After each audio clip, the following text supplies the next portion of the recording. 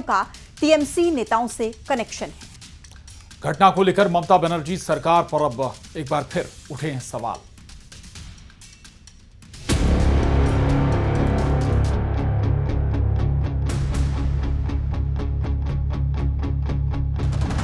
कोलकाता में एक बार फिर एक छात्रा से गैंगरेप की वारदात को अंजाम दिया गया।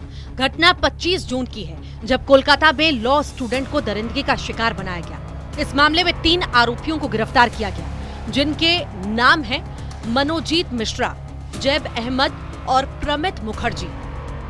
हैरान करने वाली बात यह है कि जिस ममता बनर्जी सरकार पर आरजीकर मेडिकल कॉलेज में हुई रेप की घटना पर आरोपी के खिलाफ एक्शन न लेने, आरोपी को बचाने के आरोप लगे थे, अब एक बार फिर लॉ स्टूडेंट से रेप के मामले में उस पर इसी तरह के आरोप लग रहे हैं। क्योंकि इस वारदात में शामिल मनोजीत मिश्रा नाम के प्राइम अक्यूज्ड का टीएमसी के नेताओं से कनेक्शन बताया जा रहा है।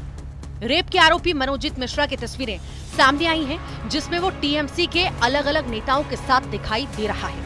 एक तस्वीर में वो ममता बनर्जी के भतीजे टीएमसी सांसद अभिषेक बनर्जी के साथ दिखाई दिया। दूसरी तस्वीर में वो ममता बनर्जी की भाभी कजरी बनर्जी के साथ दिखाई दिया, जो कोलकाता के भवानीपुर क्षेत्र में पार्षद है। तीसरी तस्वीर टीएमसी नेता की पश्चिम बंगाल की ममता बनर्जी सरकार में राज्य मंत्री चंद्रिमा भट्टाचार्य के साथ मौजूद है।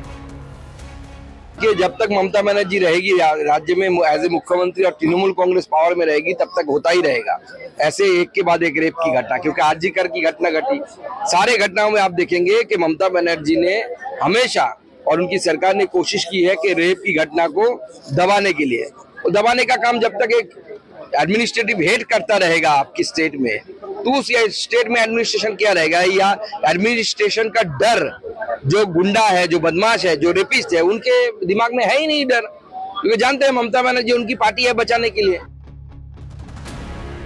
बीजेपी आरोप इसलिए लगा रही है क्योंकि खुद पीड़ित ने पुलिस को दी शिकायत में आरोप लगाया कि पी यानी प्रमित मुखर्जी ने उसे यानी जैब अहमद और तृणमूल छात्र परिषद यूनिट के प्रति लॉयल्टी प्रूव करने के लिए कहा था।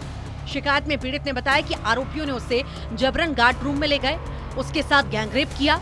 इस दौरान उन्होंने गार्ड्स को बाहर रहने के लिए कहा था। जब उसने गार्ड से मदद मांगी तो उन्होंने भी उसकी कोई मदद नहीं की। पीड़ित लड़की ने जब रेप का विरोध किया तो आरोपियों ने उसकी जमकर पिटाई की और उसके घर वालों को जान से मारने की धमकी दी। उधर इस मामले में राष्ट्रीय महिला आयोग ने स्वतः संज्ञान लिया है और कोलकाता पुलिस आयुक्त को पत्र लिखकर आरोपियों के खिलाफ त्वरित और समयबद्ध जांच के निर्देश भी दिए हैं।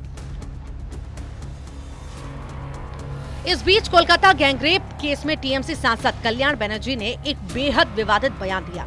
कल्याण बनर्जी ने गैंगरेप जैसी घटना पर एक तरह से पीड़ित को ही कटघरे में खड़ा करते हुए कहा कि अगर एक दोस्त अपनी दोस्त के साथ रेप करता है तो क्या किया जा सकता है।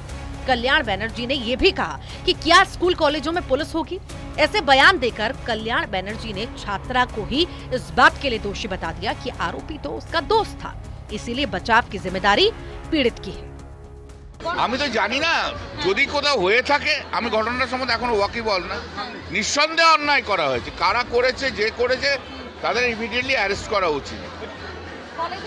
কলেজের ভেতরে যদি করে সেখানে পুলিশ থাকবে কলেজে, শিক্ষা ক্ষেত্র তো আরে ভাই শিক্ষা প্রতিষ্ঠানে কি পুলিশ থাকবে? আপনি বলুন না, নিরাপত্তা কাকে দেবে? নিরাপত্তা তো তার সহকর্মীরা দেবে,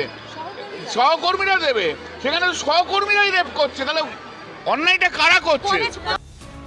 कोलकाता गैंगरेप की घटना पर ममता बनर्जी सरकार पर बड़ा सवाल इसलिए भी है कि क्या ममता बनर्जी बेटियों के खिलाफ अपराधियों को कड़ा संदेश दे पाने में नाकाम रही हैं?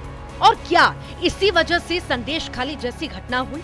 आरजीकर अस्पताल में एक डॉक्टर बेटी का गैंगरेप और मर्डर हुआ और अब कोलकाता में लॉ कॉलेज की स्टूडेंट से गैंगरेप हुआ, वो भी तब जब कोलकाता में ही आरजीकर मेडिकल हॉस्पिटल में ट्रेनी डॉक्टर के साथ रेप मर्डर को 1 साल भी नहीं बीता है।